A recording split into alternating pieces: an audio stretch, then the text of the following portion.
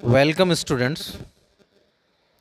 आज की हमारी ऑनलाइन क्लास का जो टॉपिक है वो है रूसो का सामाजिक समझौता सिद्धांत।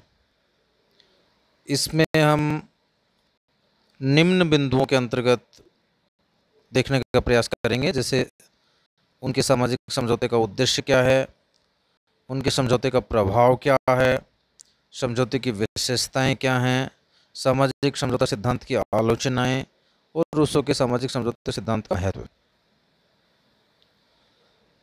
देखिए, रूसो ने सामाजिक समझौता सिद्धांत का वर्णन अपनी पुस्तक सोशल कॉन्ट्रैक्ट में किया है। तो ये यहाँ बहुत एक जो वेरी शॉर्ट टाइप क्वेश्चन बन जाता है या ऑब्जेक्टिव टाइप क्वेश्चन बन जाता है कि अपनी किस पुस्तक में उन्होंने सामाजिक समझौते सिद्धांत का वर्णन किया है। तो ये सोशल कॉन्ट्रैक्ट है।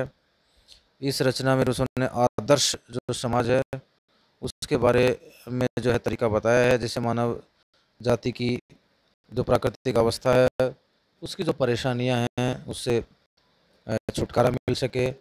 जिस प्रकार जैसे होब्स और लॉक ने राज्य की उत्पत्ति का कारण सामाजिक समझौते को माना है, उसी प्रकार रूसो के अनुसार भी राज्य की उत्पत्ति सामाजिक समझौते का ही परिणाम है। रूसो ने अपने राजनीतिक विचारों एवं निष्कर्षों को प्रसारित करने के लिए सामाजिक समझौता सिद्धांत को अपनाया है। रूसो का मूल प्रयास व्यक्ति की स्वतंत्रता और राज्य की सत्ता के बीच उचित सामंजस्य स्थापित करना रहा है। व्यक्ति को पूर्ण सुरक्षा प्रदान करने के साथ उसे अधिक से अधिक स्वतंत्रता प्रदान करने के लिए रूसो के सामाजिक समझौते सिद्धांत का प्रतिपादन किया है। अब हम उनके सामाजिक सिद्धांत का उद्देश्य देख लेते हैं। रूसो के सामाजिक समझौता सिद्धांत का उद्देश्य इस बात पर प्रकाश डालना नहीं है कि भूतकाल में प्रथम राज्य की स्थापना किस प्रकार हुई। उसके सामाजिक समझौता सिद्धांत का उद्देश्य तो एक ऐसे आदर्श समाज की रचना करना है जहां राज्य की सत्ता एवं व्यक्तिगत स्वतंत्रता में समन्वय स्थापित हो सके और जहां मानव जाति अपने कष्टों और परेशानियों से छुटकारा पा सके। उसके समय उसके समक्ष समस्या इस प्रकार के समुदाय का निर्माण करना है जो अपनी सामूहिक शक्ति से प्रत्येक सदस्य के जीवन और धन की रक्षा कर सके, जिसमें प्रत्येक व्यक्ति दूसरों के साथ मिलकर मिलकर रहते हुए भी केवल अपने आदेश का पालन कर सके और पहले की तरह स्वतंत्र भी रह सके। अब उनके सामाजिक समझौते के अंतर्गत मानव स्वभाव और प्राकृतिक अवस्था को देखते हैं। रूसो मनुष्य को सद्गुणों और दुर्गुणों का मिश्रण मानता है। रूसो की दृष्टि में मनुष्य शांति प्रिय व दयावान प्राणी है। सामाजिक प्राणी होने के नाते प्रत्येक व्यक्ति में जो है आत्मरक्षा व सहानुभूति की प्रवृत्तियां पाई जाती हैं। प्राकृतिक अवस्था में बुद्धि के स्थान पर भावनाओं का ज़्यादा महत्व है। उसे इस अवस्था में निजी संपत्ति और नैतिकता का भी ज्ञान नहीं होता था। इस अवस्था में मनुष्य शांति प्रिय सुखमय जीवन व्यतीत करने वाला प्राणी था। प्राकृतिक अवस्था में मनुष्य उदात्त वन्य प्राणी था। व्यक्ति भौतिक आवश्यकताओं की दृष्टि से आत्मनिर्भर था और उसकी जीवन चिंता नहीं थी। उसको वह अपना जीवन प्रकृति के अनुरूप व्यतीत करता था। उसमें ऊंच नीच का भेदभाव भी नहीं था। मनुष्य दूसरों के हितों को हानि नहीं पहुंचाते थे। उद्धत और सहज प्रवृत्तियों पर ही आधारित था। अब हम समझौते के कारणों पर चलते हैं। रूसो के अनुसार मनुष्य प्राकृतिक अवस्था में शांति प्रिय व सुखमय जीवन व्यतीत करता था। यदि ऐसा था तो समझौते की अवस्था क्यों पड़ी। प्रत्येक समझौतावादी विचारक ने इसके लिए अपने अपने कारण बताए हैं। रूसो का कहना है कि तर्क व संपत्ति के उदय से प्राकृतिक अवस्था की सुख शांति समाप्त हो गई। समाज में आर्थिक असमानता में वृद्धि हुई। कला और विज्ञान, निजी संपत्ति, श्रम विभाजन, जनसंख्या में वृद्धि से सभ्य समाज की स्थापना हुई, जिससे मनुष्यों की प्राकृतिक समानता और स्वतंत्रता लुप्त हो गई। आर्थिक प्रतिस्पर्धा के कारण मनुष्यों में ईर्ष्या द्वेष के संबंध स्थापित हो गए। इससे प्राकृतिक अवस्था जो है वो बहुत ज़्यादा कष्टकारी हो गई। रूसो कहता है कि समस्या एक ऐसा संगठन बनाने की है जो पूर्ण सम्मिलित शक्ति से व्यक्ति और उसके साथियों की हितों की रक्षा करे तथा जिसमें हर व्यक्ति सभी के साथ संगठित रहते हुए अपनी आज्ञा माने तथा पहले के समान ही स्वतंत्र हो। सामाजिक समझौते की विधि। रूसो के सामाजिक समझौते में प्रत्येक व्यक्ति जो है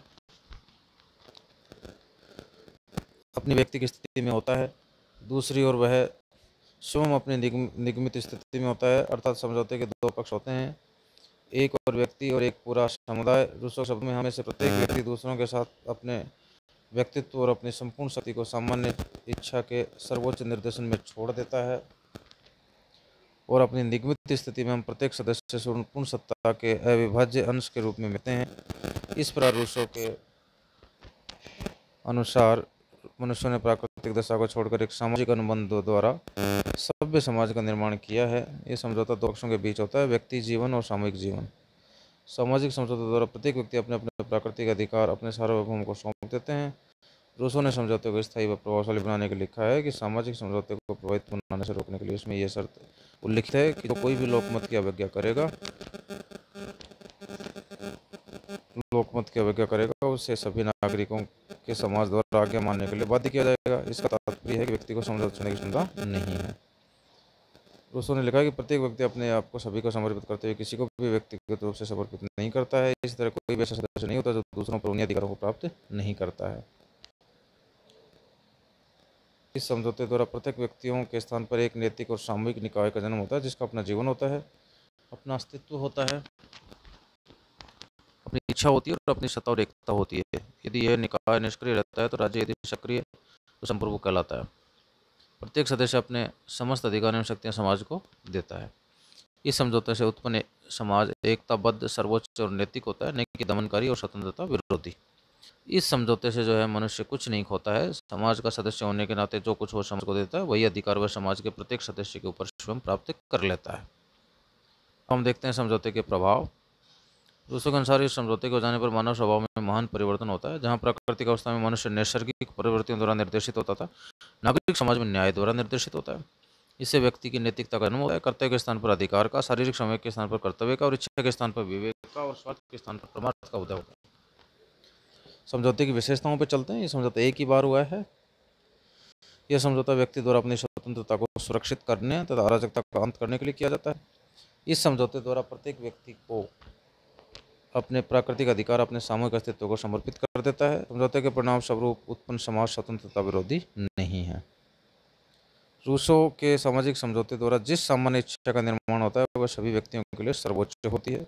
रूसो के समझौते के आधार पर निर्मित जो सामान्य इच्छा है वो सदैव ही जनहित पर आधारित और न्याययुक्त होती है।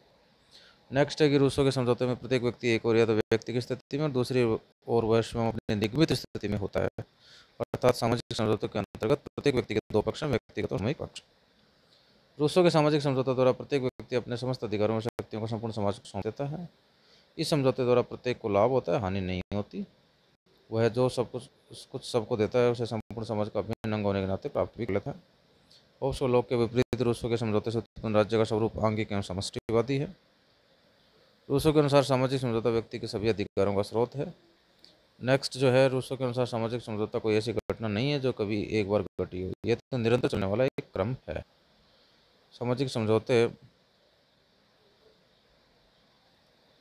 के द्वारा सरकार का निर्माण नहीं होता है। सरकार की स्थापना प्रभु सत्ता संपन्न जनता द्वारा की जाती है। सरकार जनता की प्रतिनिधि है और उससे कोई स्वतंत्र शक्ति या अधिकार नहीं है। अब हम इसकी कुछ आलोचनाओं पर चलते हैं। तार्किक असंगतियां हैं। रूसो ने जिन तर्कों को बनाकर राज्य का निर्माण किया है वो आशास्पद और विसंगतियों से भरे है। जैसा कि वो कहता है कि समझौते में शामिल प्रत्येक व्यक्ति जो पूरे समुदाय से समझौता करता है वह वास्तव में अपने से ही समझौता करता है। ऐसे कथन निरर्थक प्रलाप जैसे ही लगते हैं। दूसरी आलोचना है कि समझौता अवैधानिक है। जिस समय यह समझौता हुआ उस समय उसे लागू करने वाली कोई वैध शक्ति नहीं थी, अतः इसे वैध नहीं माना जा सकता। तीसरी आलोचना है कि रूसो के राज्य में व्यक्ति समाप्त हो गया है। रूसो ने राज्य की चेतना को इतना सार्वभौमिक बना दिया है कि उसमें व्यक्ति एकाकार होकर रह गया है। उनका कहना है कि रूसो व्यक्तिवाद को समष्टिवाद के साथ इस तरह मिला देता है कि जनसाधारण से परे चला गया है। नेक्स्ट जो है वो है प्राकृतिक अवस्था का वर्णन काल्पनिक है। इतिहास में इस तरह का कोई वर्णन नहीं मिलता कि संपत्ति व जनसंख्या की वृद्धि ने प्राकृतिक अवस्था में व्यक्ति के जीवन को कष्ट में बना दिया हो। नेक्स्ट जो है ये विरोधाभासी सिद्धांत है। रूसो के अनुसार समझौता व्यक्ति और समाज में होता है। दूसरी ओर वह कहता है कि समाज समझौते का परिणाम है। उसके विचार में स्पष्ट विरोधाभास है। उसका सामाजिक समझौता सिद्धांत होब्स के मानव समाज के विचार पर आधारित है।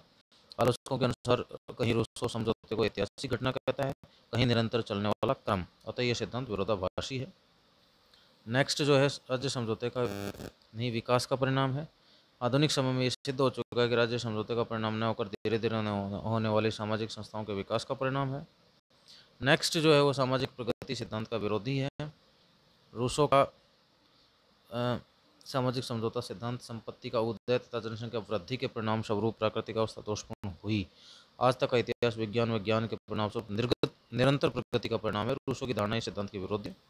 रूसो के समझौते के सिद्धांत में ये कमी भी नजर आती है कि रूसो ने मनुष्य को बुराई से बचने के लिए मार्गदर्शन प्रदान किया, परंतु अच्छाई के मार्ग पर ध्यान नहीं दिया है। अब हम इसके महत्व पर चलते हैं। रूसो का समझौता सिद्धांत जो है ऐतिहासिक, कानूनी और तार्किक दृष्टि से दोषपूर्ण भी होते हुए बहुत सारा महत्व भी रखता है। इस सिद्धांत द्वारा राज्य की उत्पत्ति के दैवीय सिद्धांत पर करारी चोट की गई है। इस सिद्धांत ने राज्य को मानवीय संस्था बनाकर निरंकुश शासन का विरोध किया है और उत्तरदायी प्रजातंत्रीय शासन प्रणाली का समर्थन किया है। नेक्स्ट जो है, इसने शासन का आधार जन स्वीकृति को बताया है, जो अधिक आधुनिक प्रजातंत्र को मजबूती प्रदान करती है। नेक्स्ट है, रूसों ने लोकप्रिय प्रभुसत्ता को सुदृढ़ बनाया है। और नेक्स्ट है, ये सिद्धांत अमेरिकी तथा फ्रांसीसी क्रांतियों का प्रेरणा स्रोत है। अतः हम ये कह सकते हैं कि अनेक त्रुटियों के बावजूद ये सिद्धांत राजनीतिक चिंतन के इतिहास में बहुत ही महत्वपूर्ण स्थान रखता है।